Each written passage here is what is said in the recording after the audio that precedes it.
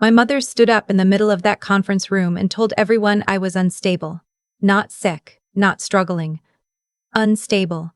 Like I was a chemical compound about to combust and ruin everyone's afternoon. I remember the way she said it, with that small theatrical pause she always used when she wanted people to lean in. My father nodded along. My younger brother stared at his phone. My sister-in-law adjusted her wedding ring like she was modeling it for an invisible camera, and I just sat there with my hands folded in my lap, the way I used to sit in church when I was 9, because if I moved I was going to laugh, and if I laughed, the whole thing would be over too soon. They had no idea who they were sitting across from. Not really. They thought they did. They thought the woman in the plain navy blazer was the same girl who used to cry at Thanksgiving because they sat her at the kids' table when she was 26. They thought I was the one who needed them. That's the part that still gets me, even now. Not the cruelty, the certainty. Let me back up. My name is Quinn Hartley. I'm 31. I have a son named Owen who turned 6 this past June, and I have a job that I don't talk about at family functions because it makes my mother nervous. I'm a corporate insolvency consultant, which is a very long way of saying I get hired by banks and private equity firms to look at companies that are dying and tell everyone exactly how they're dying and who's responsible. I'm good at it. I'm so good at that, by the time I was 28, I had a corner office in a glass building in downtown Charlotte and a senior partner who told me I was going to be running the firm by the time I was 40. None of my family knew any of that. They didn't ask. They never asked. What they knew was that I had gotten pregnant at 25 by a man named Reed, who left me 3 months before Owen was born to move to Phoenix with a woman he met at a wedding. They knew I had refused to come home and live in my old bedroom, which my mother offered with the kind of generosity that comes pre-wrapped in resentment. They knew I worked in finance somewhere, and that I had moved to a city they considered beneath them. And they knew, because my mother told them so at every holiday, that I was the daughter who had embarrassed the family. My younger brother, Wendell, was the golden one. He was 3 years younger than me and twice as confident, in the way men sometimes are when they've never been told no. He had married a woman named Adrian when he was 24, and Adrian came from what my mother called old Atlanta money, which mostly meant her grandfather had owned a string of car dealerships and her family had a lake house. Wendell had gone into business with Adrian's cousin, building some kind of software for dentists. I never quite understood it, but it had taken off, and by the time Owen was born, Wendell and Adrian were buying houses and posting photos of vacations in places I had to look up. My parents adored them. My mother started introducing Adrian as my daughter Adrian, and the first time she did it, I was standing right next to her at a Christmas party. She didn't notice. Or she did, and didn't care. I never figured out which was worse. So, when Owen's 6th birthday came around, I had given up expecting anything. I had a small party planned at a place near my apartment that did dinosaur-themed cakes and let kids dig for plastic fossils in a sandbox. Owen had been talking about it for weeks. He had made a list of who was coming in his round, careful handwriting, and he had put my parents at the top of the list, and Uncle Wendell, and Adrian, and even their twin boys, who were 4 and had never once played with him. I tried to gently warn him. I said, "Sometimes grandparents have other plans, sweetheart." And he said, "But it's my birthday, Mommy." Like that settled it. I drove down to my parents' house 2 weeks before the party to drop off the invitation in person. My mother was in the kitchen, arranging hydrangeas. She looked up when I came in and smiled the way she always smiled at me, which was the smile she would have given a neighbor she didn't really like. I handed her the invitation. She read it without taking the flowers out of her hands. "The 14th, she said. "Oh, Quinn, sweetheart. Adrian is hosting that little gala for her foundation that weekend. Wendell is being honored. We can't possibly miss it." I stood there in the kitchen of the house I had grown up in, and I tried to remember what Adrian's foundation actually did. I couldn't. I don't think she could have either if you'd asked her. It was one of those vague things rich young women start when they need something to put on Instagram. My mother kept arranging the flowers. "Owen would love to see you," I said. I hated how small my voice sounded. We'll send something, she said. A nice check. We'll make it up to him. I drove home and cried at a stoplight on the way out of the neighborhood. Then I wiped my face and put on lipstick at the next red light and went home and told Owen that Grandpa might be busy that weekend. He thought about it for a long time. Then he said, "But Uncle Wendell will come, right?" I called Wendell that night. He didn't pick up. He texted me back 2 hours later. The text said, "Sorry, sis. Big weekend for age. Rain check on the dino thing." The dino thing. That's what he called my son's 6th birthday party. The dino thing. The party happened. It was beautiful. Owen had 11 friends from his kindergarten class, and their parents stayed and drank coffee with me, and one of the moms, a woman I had started becoming friends with, named Charisse, made me laugh so hard I almost choked on a cupcake. Owen got more presents than he needed. He blew out his candles with both eyes squeezed shut, and when I asked him later what he had wished for, he said, "I can't tell you, or it won't come true." I tucked him in that night, and he was already half asleep when he said, "Mommy, why didn't Grandma come?" I told him she was sick. I lied to my 6-year-old, and I lay in bed afterward and stared at the ceiling and felt something in my chest go very still and very cold. The check from my mother arrived 4 days later. It was for $100. There was for $100. There was a card with it that said, "For our birthday boy. Love, Grandma and Grandpa." She hadn't signed it herself. The handwriting was her assistant's, a woman named Bev, who had been working for my father's dental practice for 20 years. I put the check in my desk drawer. I didn't cash it. I didn't tear it up. I just put it there, and every morning I would open the drawer to get a pen, and I would see it, and I would close the drawer. 3 weeks later, my father called me. It was a Tuesday. I remember because I had just finished a difficult meeting with a leveraged buyout client, and I was looking at my phone in the elevator. My father never called me. My father, in 31 years, had called me maybe a dozen times, and most of those were to tell me Mom wanted me on the line. When I saw his name, I thought someone had died. "Quinn," he said, "I need to talk to you about something delicate." He wanted to borrow money. It came out slowly, the way bad news does when proud men have to deliver it. His dental practice, which he had run for 36 years, had been bleeding cash for a long time. He had taken out a second mortgage on the house I grew up in. He had borrowed against his retirement account. He had loaned a substantial amount of money to Wendell to help with the software company. The software company, it turned out, was not doing as well as Wendell had told everyone. Adrian's family had recently declined to invest further. My father needed $75,000 to make payroll at the practice and avoid foreclosure on the house, and he needed it within 10 days. "Your mother doesn't know I'm calling," he said. "She wanted to ask you herself, but you know how she gets." I sat in my car in the parking garage and listened to him explain it. I listened to him say things like, "You've always been the responsible one, and your mother and I have been so proud of you, and we never wanted to ask, but you understand. Family takes care of family." I let him finish. I let him talk for almost 15 minutes. He had a whole speech prepared. When he was done, I said, "Dad, I need to think about it. Can I call you back tomorrow?" "Of course, sweetheart," he said. He hadn't called me sweetheart in 15 years. I did not call him back the next day. I called my assistant and asked her to clear my schedule for the afternoon, and then I called a woman named Frances, who runs a small private investigation firm that my firm uses for due diligence. I told her what I needed.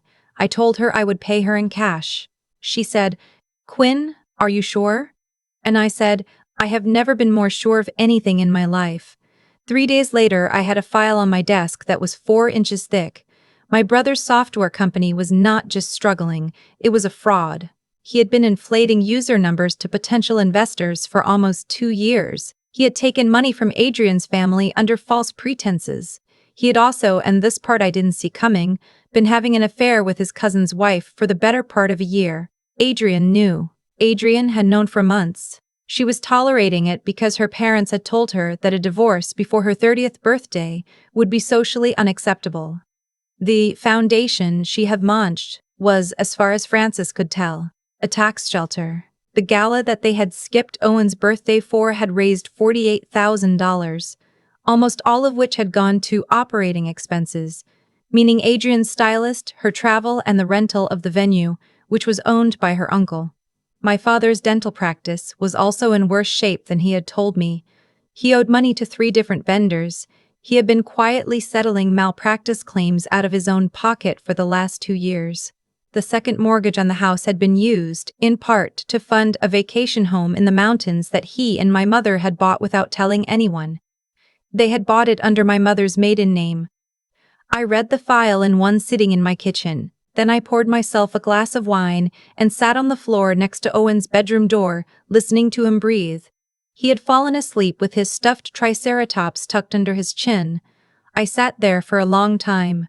Then I went back to my desk and I wrote out a check. I wrote it carefully, with my best handwriting. I made it out to my father, and I made it out for the amount of $1. I put it in an envelope. I did not include a note. I sent it certified mail. He called me the next afternoon.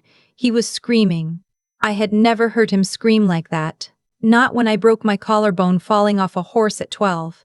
Not when I told him I was pregnant and unmarried at 25. He called me an ungrateful child and a selfish whore, and a few other things I will not repeat here.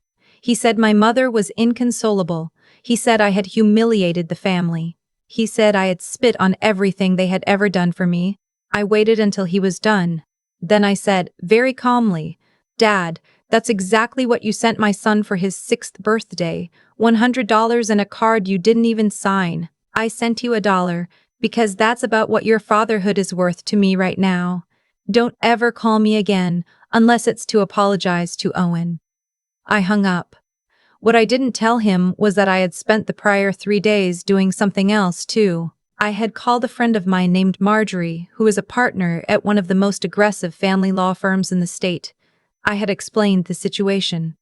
I had asked her what my options were if my parents tried to weaponize Owen against me, which I had a strong feeling they would.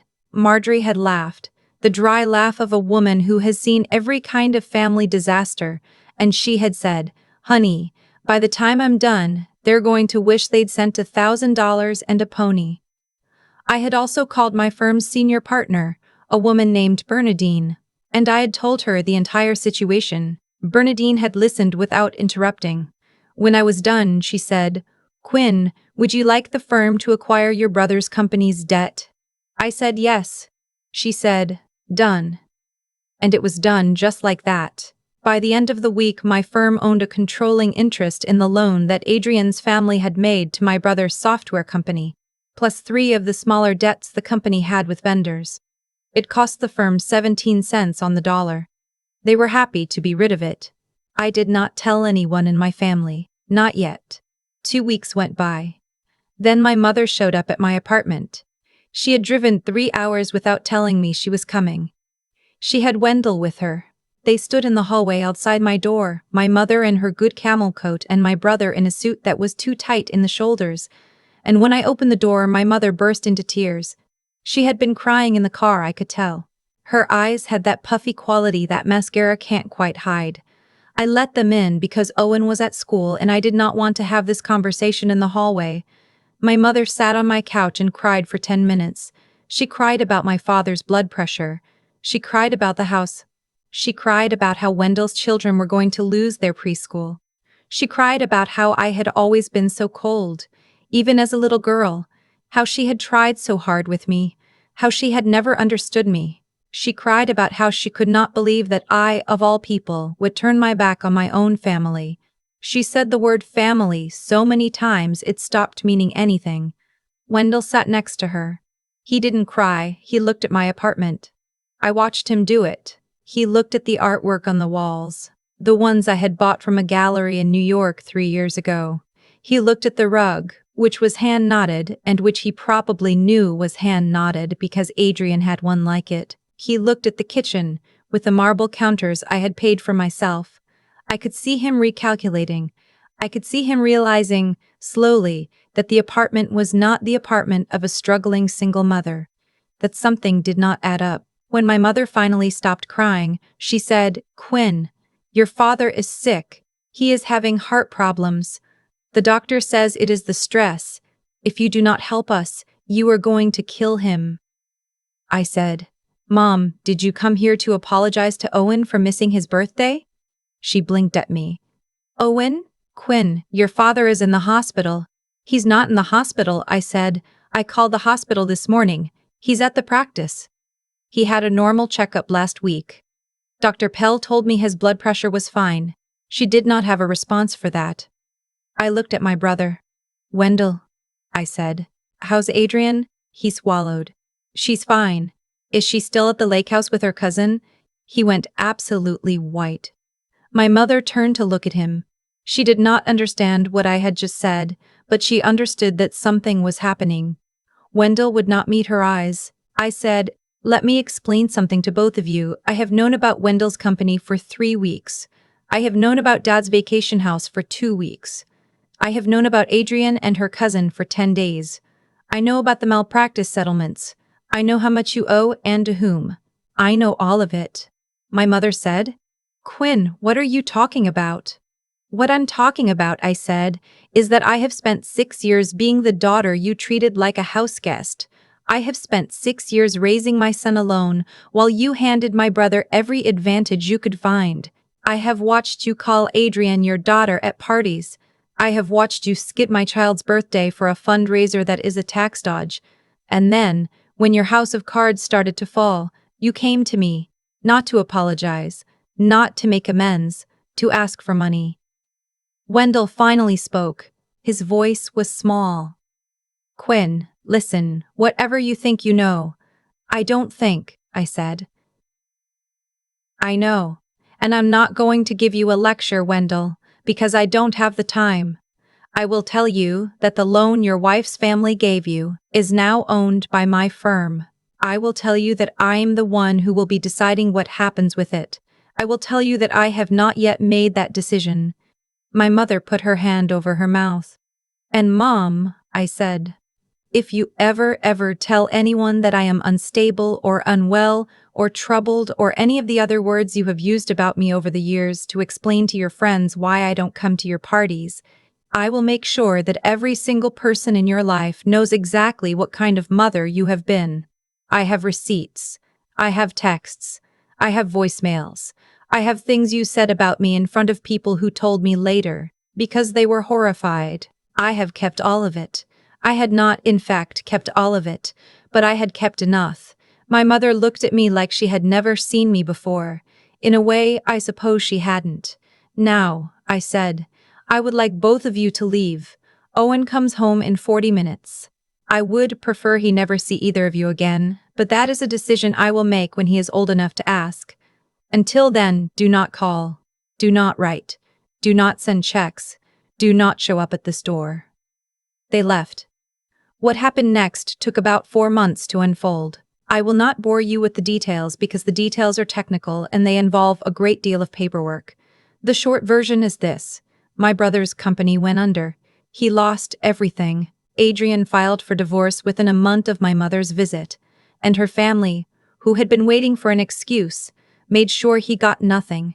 He moved back into my parents' house, which they had to sell anyway because the mortgage situation could not be saved. They moved into the vacation house in the mountains, which my mother had to take out of her maiden name and put into joint title with my father, because the IRS had some questions. The dental practice was sold to a younger dentist who had been waiting for his chance. My father retired, which is a generous word for what actually happened.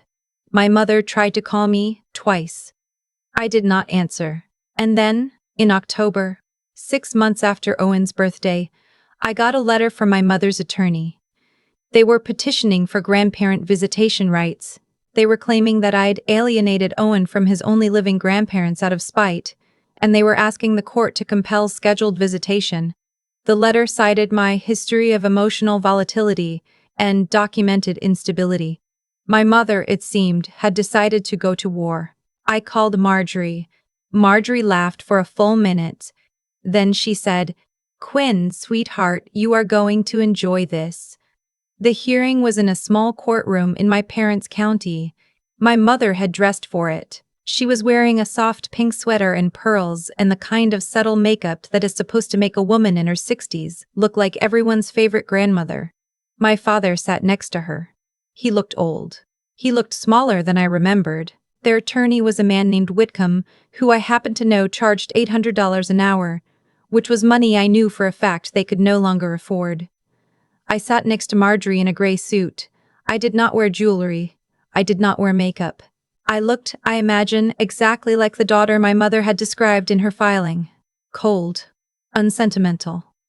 A little severe. Whitcomb gave his opening. He spoke about the sacred bond between grandparents and grandchildren. He spoke about the irreparable harm of estrangement. He cited 2 precedents. He gestured to my mother, who dabbed at her eyes. He spoke for almost 20 minutes. My mother, sensing her cue, stood up at one point and said in a voice that carried, "Your Honor, she is mentally ill. She has been since she was a teenager. We tried to help her. We tried everything." The judge, a woman in her late 50s named Honora Bellwether, looked at my mother for a long moment. Then she looked at Whitcomb. "Counselor," she said, "do you actually know who the respondent is?" Whitcomb blinked. "Your Honor, do you know who Miss Hartley is? Have you done any research on her, or did you take your client's word for everything?" Whitcomb started to say something. The judge held up her hand. "Miss Hartley," she said, looking at me, "is a senior consultant at Brennan Partners. She handles corporate insolvency cases. She testified before the State Senate Committee on Financial Reform last spring. She also, as I happen to know, sits on the board of the Children's Literacy Foundation that I personally support. I have met Miss Hartley before, Counselor, at a fundraiser, with her son." Whitcomb's mouth opened slightly. My mother went absolutely white. I do not think I have ever seen the color leave a face so completely. "So," the judge said, "when your client tells me that this woman is mentally ill and unstable, I want you to understand that I find that allegation not just unsupported but offensive. Now, I have read the entire filing. I have read Miss Hartley's response. I have read the affidavits from her son's pediatrician, his school principal, and his godmother, all of whom describe an attentive and devoted mother. I have also read the affidavit from your client's former family friend, a Mrs. Beasley, who describes a pattern of public belittlement that I find extremely troubling. Do you have anything to add, Counselor, or shall I rule?" Whitcomb did not have anything to add. The judge denied the petition. She also, on her own initiative, ordered my parents to pay my legal fees, which she described as a reasonable consequence of bringing what she called a vexatious and bad faith action. She told my mother, looking right at her, that she would be wise to spend the next decade thinking very carefully about how she had treated her daughter, because she had clearly been mistaken about a great many things. My mother started to cry. The judge did not look sympathetic. We walked out of the courtroom into a hallway with very old wooden benches. My mother caught up to me at the door. She grabbed my elbow. I let her.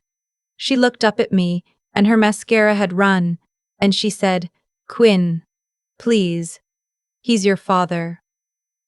I looked down at her. I looked at her for a long time. I tried to feel something. I waited for it to come. The grief I had been carrying around for 31 years, the grief of being unloved by the one woman who was supposed to love me first, sat in my chest where it had always been. But there was nothing new. There was nothing she could give me now. There was nothing she could take. "Mom," I said, "he was your father too, when you let him spend 3 decades treating me like a stranger. So no, he's not my father. He's a man I used to know." I drove home. I picked up Owen from school. I took him out for ice cream, and he told me about a boy in his class who could fold his tongue into a clover shape, and he tried very hard to do it himself, and the ice cream got all over his chin, and I wiped his face with a napkin and felt, for the first time and I could not remember how long, that everything in my life was exactly where it was supposed to be. Owen is 7 now. He just started 2nd grade. He has a best friend named Mateo and a teacher he adores, and a bedroom full of dinosaurs, and a mother who has cleared her Friday afternoons so that she can pick him up from school every single week. He does not ask about my parents anymore. He is, the way children do, simply moved on. The world he lives in does not contain them. I am not sad about this. I used to think I would be. I am not. My father had a small stroke last year. I heard about it from a cousin. He recovered, mostly. My mother sent a card on Owen's 7th birthday. It had a $50 bill in it. I put it in the drawer with the first one. I do not know why I keep them. Maybe I will give them to Owen one day when he is old enough to understand. Or maybe I will not. Maybe I will just keep them there forever, the way you keep an old key to a house you no longer live in. People ask me sometimes if I have any regrets. They ask me if I miss them. They ask me if I think I was too harsh, if I should have given them another chance, if I am worried about how it will feel when one of them dies. What I have learned is that some bridges should burn. Not all of them, but some, and the people who tell you that family is forever, that blood is thicker than water, that you will regret it when they are gone. Those people are usually trying to talk you into something for their own reasons. I learned the lesson my mother spent 31 years trying to teach me in the end. She just did not know she was teaching it. She thought she was teaching me to be quiet. She was teaching me to be patient. She thought she was teaching me to stay in my place. She was teaching me to know exactly when to leave it. Owen is the wish I made the night I sat on the floor outside his bedroom. He is the wish I made when I wrote that $1 check. He is the wish I made when I walked out of that courtroom and into the parking lot and stood in the cold November air and breathed in deeply for the first time in my entire adult life. He is the only family I have. And he is enough. He has always been enough. He always will be. When I look back on the day I mailed that $1 check, I don't see it as the moment I got revenge. I see it as the moment I finally stopped negotiating with people who had never been negotiating in good faith. Every choice my mother made, every silence my father kept, every advantage Wendell received without earning it. They were not random. They were a system. And systems produce exactly the outcomes they are built to produce. My parents built a family in which one child was the prize and the other was the placeholder, and they were genuinely surprised when, after 31 years, the placeholder turned out to have her own life, her own value, and her own limits. That is the part nobody warns you about. People who underestimate you for decades will treat your boundaries as betrayal, because they have spent so long telling themselves a story in which you do not get to have any. What I learned raising Owen alone is that character is the only thing nobody can take from you. Not a bank, not a brother, not a mother in pearls crying in a courtroom. The money I had earned was useful, but it was not what saved me. What saved me was the quiet work of becoming someone my own son could trust. Every late night I stayed up reading case files instead of crying about Reed. Every morning I made pancakes shaped like dinosaurs when I was running on 4 hours of sleep. Every time I chose, deliberately, not to repeat the cruelty I had grown up with. None of that was glamorous. None of it would have made a thumbnail. But it was the foundation. When the moment came to stand in that courtroom, I didn't have to perform composure. I had built it, brick by brick, over 6 years of showing up for a small person who needed me. If there is something I would want you to carry away from my story, it is this. Do not waste the prime years of your life trying to earn love from people who have already decided what category you belong in. Love that has to be earned through self-erasure is not love. It is a hostage situation with better lighting. Be patient enough to study the situation honestly. Be sharp enough to gather your facts before you make your move. Be strong enough to walk away from people who share your last name, if your last name is the only thing you actually share. And then, when you have walked away, do not look back to see if they are watching. Build a life so full of the right kind of quiet. Quiet meals, quiet bedtime stories, quiet Sunday mornings, that the noise they used to make has nowhere to land. Owen will grow up. He will ask me, one day, what happened. I will tell him the truth. I will tell him that some people choose their children and some people choose themselves, and his mother chose him every single day. That is the only inheritance that matters. Everything else is just paperwork.